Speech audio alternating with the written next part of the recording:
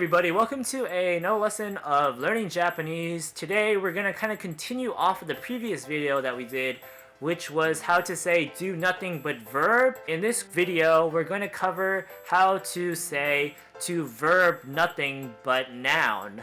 And basically the form that this grammar construct is going to take in Japanese is just the noun that we're using plus the word bakari plus the verb that we're using. So noun plus bakari plus verb means to verb nothing but noun. So to verb nothing but noun might sound a little weird, but here are some examples. Let's say you read nothing but comic books. You don't read regular literature such as novels or classics. All you do is read comic books. That counts as this grammar construct. Furthermore, if you eat nothing but fast food, and a thing to note here is that even though the two examples that I just provided were using the nouns as direct objects, this grammar construct isn't strictly limited to using those nouns as direct object. And instead of elaborating on that with just talking about the conceptual stuff behind it, let's just go into some examples and get a first-hand idea of this. So let's just actually legitimize the impromptu examples that I just said in these actual examples. So for our first example sentence, we have the line Watashi wa manga bakari yonde imasu. And what this means is I read nothing but comic books or manga. If we break down the sentence bit by bit, first up we have watashi, which means me or I.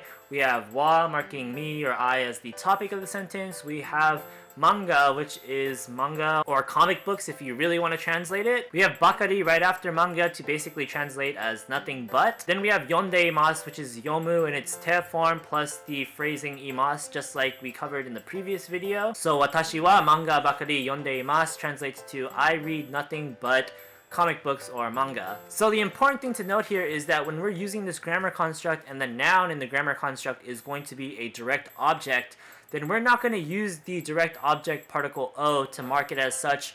We're just going to put bakari there in its place and it's going to be fine. For our next example, we'll use the noun in this grammar construct to instead mean a direct object. It'll be sort of a location or a means of doing something. For our example, we have the line ano hito wa McDonald's de bakari tabete imasu. And what this line translates to is basically that person eats nowhere but McDonald's. If we break down the sentence bit by bit, first up we have ano hito. Ano means that, hito means person, so ano hito is that person. We have wa marking ano hito as the topic of the sentence. Right after that we have McDonald's, which I didn't really pronounce in the Japanese katakana sense when I first said the example, but whatever, that's McDonald's. We have the particle de at McDonald's to represent that that's the location that an activity is happening. We have bakari, which is nothing but here I guess you could more translate it to nowhere but.